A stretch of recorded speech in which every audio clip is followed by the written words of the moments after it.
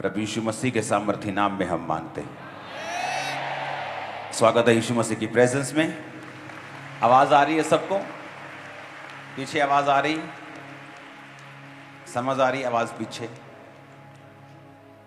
आ रही है तो हाथों को हिलाओ। अगर पीछे आवाज समझ आ रही है तो। उधर हाथ नहीं दिख रहे मेरे को। ओके,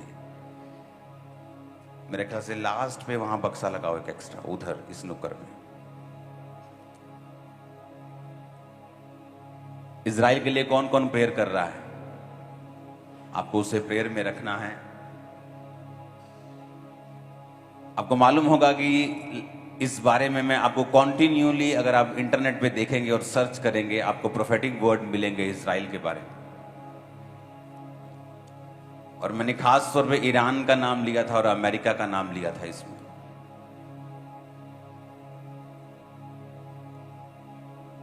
एक मिसाइल कल बता रहे थे न्यूज वाले कि जो निकलती है वहां से या उसको नष्ट करने के लिए इजराइल से, एक एक मिसाइल का जो कॉस्ट है वो 40-40 लाख रुपया है। 25 से 40 लाख रुपया एक मिसाइल की कॉस्ट है। तो आप इमेजिन करो, अगर 5000 मिसाइल भी हों तो कितने हजार करोड़ बनता है ये। आपको क्या लगता है उनके पास इतना पैसा कहां से आ रहा है? क्योंकि उनको कुछ देश हैं जो स्पॉन्सर कर रहे हैं। वो नहीं लड़ रहे, कुछ देश हैं उनके पीछे जो परमेश्वर के विरोधी हैं और वो लड़ रहे हैं उन देशों के पीछे। और लोग बता रहे हैं कि अभी युद्ध शुरू हो जाएगा, वो देश उसके साथ आ जाएगा, वो देश। जैसे पिछले दिनों में आपने सुना होगा न्यूज की परमाणु युद्ध हो जाएगा, वो आ जाएगा। और मैंने कहा था अभी ऐसा नहीं होगा। सुनो सुनो, छोड़ दो उसको। ए कैमरामैन,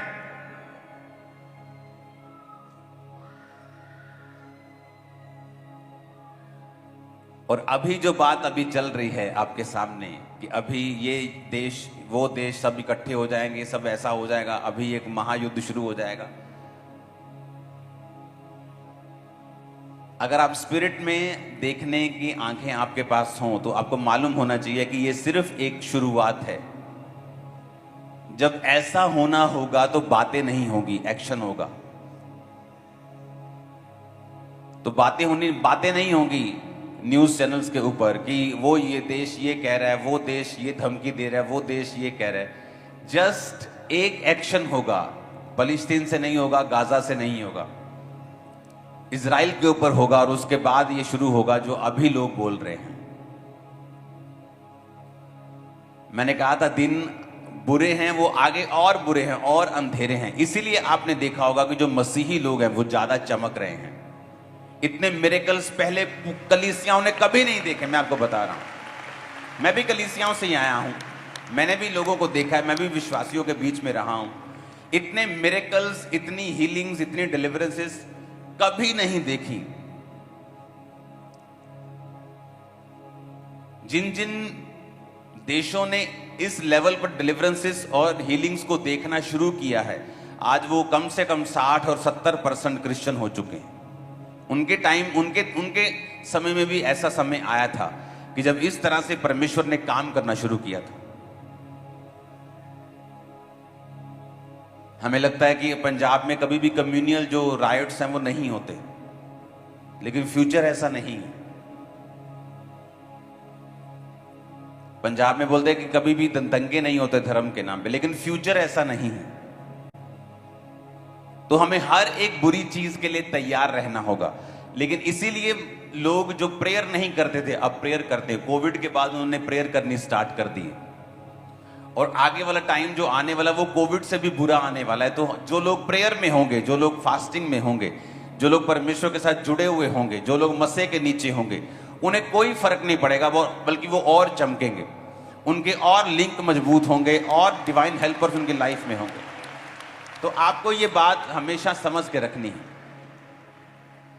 कि दिन अच्छे नहीं होने वाले। इकोनॉमिक सिचुएशन जो हैं, ये मैं आपको प्रोफेटिक वर्ड बता रहा हूं। जो न्यूज पे आप देख रहे हैं, जो आप लोगों के मुंह से सुन रहे हैं, वो सच नहीं है।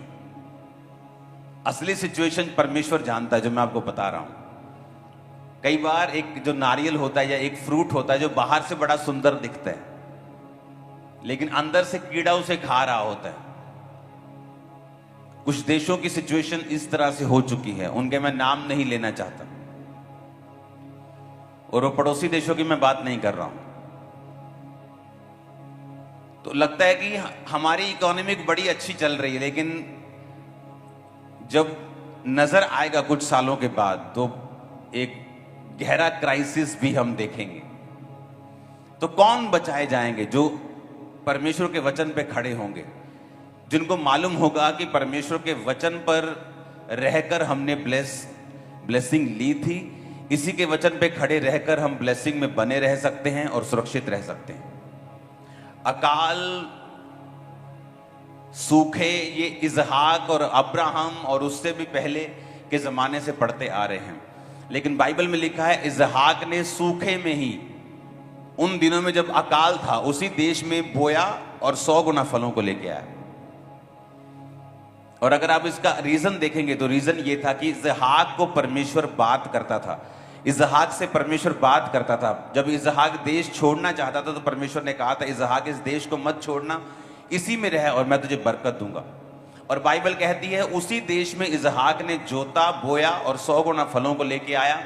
और उस समय सबसे महंगी चीज जो थी वो सोना नहीं थी, चांदी नहीं थी, हीरे नहीं थे। हीरे तो शायद तब होते भी नहीं थे, आई थिंक मणियां होती थी, वो दूसरे होते थे चीजें, शायद होते भी होंगे। लेकिन बाइबल कहती है कि पानी के उसे हिडन सोते मिले थे, जमीन के अंदर से जो निकल रहे थे, वो उसकी सबसे बड़ी वेल्थ थी। और परमेश्वर ने उसकी आंखों को खोला था उस वेल्थ के लिए, उस आशीष के लिए। उसी देश में जहां लोग सूखे से मर रहे थे, बाइबल कहती इजहाक 100 गुना फलों को लेके आ रहा था, उसकी फसल 100 गुना फल लेके आ रही थी। और बाइबल कहती है हिडन पानी के सोते जो थे उसे मिल रहे थे। परमेश्वर ये आपकी लाइफ में प्रूफ करना चाहता है कि इकोनॉमिक सिचुएशन जितनी मर्जी खराब हो, देश जितने मर्जी लड़ रहे हो, जितनी मर्जी बीमारियां और महामारियां आ रही हो, लेकिन अगर आप परमेश्वर की आवाज को सुन सकते हैं, अगर आपका रिलेशनशिप परमेश्वर के साथ मजबूत है, वो आपको उन्हीं देशों में हिडन ट्रेजर दे सकता है, सोते दे सकता है। इसीलिए अगर आप पुराने हिस्ट्री में चले जाएंगे, आज से 30 साल पहले चले जाएंगे, तो दुनिया की सबसे बड़ी पेंटिकोस्टल चर्च जो थी वो दुनिया के सबसे बड़े गरीब देश में बनी। सबसे बड़ी चर्च तो अमेरिका में बननी चाहिए, कनाडा में बननी चाहिए, ऑस्ट्रेलिया में बननी चाहिए, जर्मनी, फ्रांस में, क्रिश्चियन देशों में बननी चाहिए। लेकिन वो नाइजीरिया में बनी, जहां पर लोग खाने के योग्य पैसा भी नहीं कमा पाते। अगर आज आप वहां पे चले जाएंगे तो एक ड्राइवर की तनख्वाह, एक आम ड्राइवर जो सब जगह काम करता है, वहां 30,000 नायरा उसकी तनख्वाह होगी सिर्फ। और एक नायरा जो 1 रुपए का 6 नायरा आता है, आप लगा लो कि 5 से 6,000 रुपए इंडियन वहां पे तनख्वाह है। और अगर आप वहां पे चावल देखेंगे तो 250 रुपए किलो मिलते हैं चावल।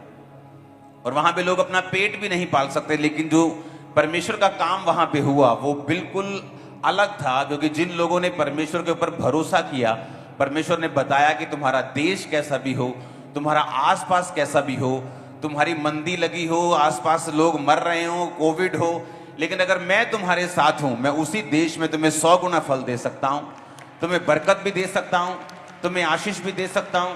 और सबसे बड़ी बात, जब परमेश्वर के साथ हम चलने लगते हैं, जब परमेश्वर के साथ हमारे संबंध कायम होने लगते हैं, बाइबल कहती है जब अब्राहम ने हाजिरा को अपने घर से निकाल दिया, तो हाजिरा अपने बेटे के साथ जब जंगल में घूम रही थी, तो एक जगह दूर हटकर वो रोने लगी और ये कहकर दूर हट के रोने लगे कि मेरा बेटा मुझे रोता हुआ ना देख ले, क्योंकि हम लोग मरने वाले हैं, पानी खत्म हो चुका, रोटी खत्म हो चुकी, और वहां पे कोई ढाबा नहीं होता था, जंगल होते थे, कोई पानी का सोता नहीं उसे मिल रहा था, तो जंगल में लोग मरते थे। आज भी लोग मरते हैं, अगर आप ध्यान से स्टडी करेंगे तो तब तो बिल्कुल ही लोग उन जंगल, मतलब कि एक बड़ी गहरी सिचुएशन थी उनके लिए। और बाइबल कहती है परमेश्वर का दूत हाजिरा से मिला, परमेश्वर ने हाजिरा की आंखें खोली, बाइबल कहती है, और उसे पानी का कुआं दिखाई दिया। पानी का कुआं नहीं था वो क्या था? वो जीवन था उसका और उसके बेटे का। लेकिन उसे पहले नहीं दिखाई दिया। पहले वो रो रही थी ये सोच के कि मैं मर जाऊंगी। उसने फाइंड करने की कोशिश की होगी, ढूंढने की कोशिश की होगी, लेकिन मिला नहीं। लेकिन बाइबल कहती है जब परमेश्वर ने उसकी आंखों को खोला, और कैसे खोला? परमेश्वर ने ये नहीं कहा आके उसके दूत ने कि मैं तेरी आंसुओं को, तेरे रोने को देख के आया हूं। परमेश्वर ने कहा मैं तेरे लड़के की प्रार्थना को सुन रहा हूं। कुछ कलीसियाओं में ये एक बुरी आदत है, उनको लगता है कि अगर हम रो रो कर प्रार्थना करेंगे तो परमेश्वर हमारी सुन लेगा, जबकि उन्हें यह नहीं पता कि रोकर प्रार्थना करने से परमेश्वर नहीं सुनता, वो विश्वास की प्रेयर को सुनता है, चाहे वो रोकर की गई हो चाहे बिना रोकर की गई हो। उसे रोने से या आंसुओं से मतलब नहीं तो पूरी दुनिया रो रो के ठीक हो जाती, परमेश्वर के सामने जाती, चर्च में रोती, तो लेडीज तो और शानदार रोती और ठीक हो जाती जल्दी बंदों से। लेकिन परमेश्वर ने कहा कि मैं तेरे रोने को देखकर नहीं आया हूं, मैं तेरे लड़के की प्रार्थना को सुन के आया हूं। लड़के को प्रार्थना करना कहां से आता था? क्योंकि वो अपने बाप अब्राहम को देखता था। उसने अपने बाप को, अब्राहम को प्रार्थना करते हुए, प्रार्थना का उत्तर लेते हुए कितनी बार देखा होगा। अगर बाइबल कहती है कि जितने काम परमेश्वर ने किए अगर सब बाइबल में लिख दिए जाए तो इतनी बड़ी बाइबल बने कि दुनिया में ना समाये, इतने काम परमेश्वर ने किए। तो जो अब्राहम के बारे में हम पढ़ते हैं, इसहाक के बारे में पढ़ते हैं, जीसस के बारे में पढ़ते हैं, वो जस्ट थोड़ा थोड़ा सा एक लम्हा, एक क्षण लिखा हुआ है ताकि हमें समझ आ सके और हम इन चीजों से समझ सके।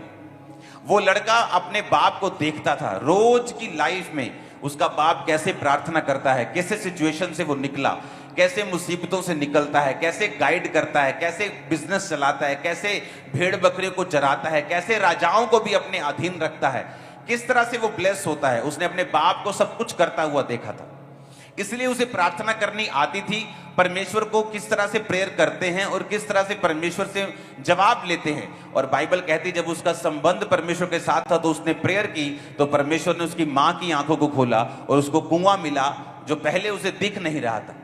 जब आप प्रेयर करने लगते हैं, जब आपकी स्पिरिचुअल आईज ओपन होती हैं, आप परमेश्वर के साथ अपने संबंध कायम कर लेते हैं। शैतान हर टाइम ये कोशिश करता है कि आपके मसे को कम किया जाए, वो हर टाइम कोशिश करता है आपको पाप में गिराया जाए। वो बड़ी लंबी प्लानिंग्स बनाता है आपकी लाइफ में, छोटी प्लानिंग नहीं होती। आपको लगता है कि ये जो हो रहा है आपकी लाइफ में, ये एक फ्लो के साथ कुछ हो रहा है या आपका मन डिस्ट्रैक्ट हो रहा है, ऐसा नहीं है। शैतान बहुत धीरजवंत है, इतना धीरजवंत है कि कुछ विश्वासी शैतान जितने धीरज नहीं रखते। वो बड़े लंबे प्लान के साथ आपकी लाइफ में चलता है। किन लोगों को आपकी लाइफ में प्लांट करना है, किन लोगों को आपके आसपास रखना है और उनके द्वारा फिर आपकी लाइफ को गिराना है। क्योंकि उससे ये बात मालूम है कि जिस दिन आपने परमेश्वर से तौबा कर ली, जिस दिन आप परमेश्वर में सही चलना शुरू कर दिए, जिस दिन आपने परमेश्वर के साथ अपने संबंधों को कायम कर लिया, आपकी स्पिरिचुअल आईज ओपन होंगी, आपको वो दिखेगा जो आपका जीवन जिस चीज पर निर्भर करता है। कई बंदों का जीवन उनके बिजनेस के ऊपर निर्भर करता है। जब उनका बिजनेस डाउन होता है, उनकी फैमिली डाउन होती है, उनकी सारी चीजें खत्म होनी शुरू हो जाती हैं, तो परमेश्वर जानता है आपके बिजनेस के लिए आपकी स्पिरिचुअल आईज को कैसे ओपन करना है। लेकिन प्रॉब्लम यह है कि जो आपका शारीरिक ऑरा है, जो शारीरिक काम है, जो शरीर के पीछे चलना है, वो आपकी स्पिरिचुअल आईज को बंद रखता है। और शैतान ये मेक श्योर करता है और वो पूरी ट्राई करता है और पूरा ये सिस्टम बना के रखता है कि आपके आसपास ऐसे लोगों को रखा जाए, आपकी जिंदगी में ऐसी चीजों को रखा जाए, चाहे वो मोबाइल हो, चाहे वो व्यभिचार हो, चाहे वो चोरी हो, चाहे वो शारीरिक काम हो, चाहे वो एक शरीर की कमजोरी हो, आंखों की कमजोरी हो, ताकि वो आपकी लाइफ में उसे कंप्लीटली कंटिन्यू रखें, ताकि आप लोग परमेश्वर की ओर ना जा सकें और आपकी स्पिरिचुअल आईज कभी भी ओपन ना हो सके।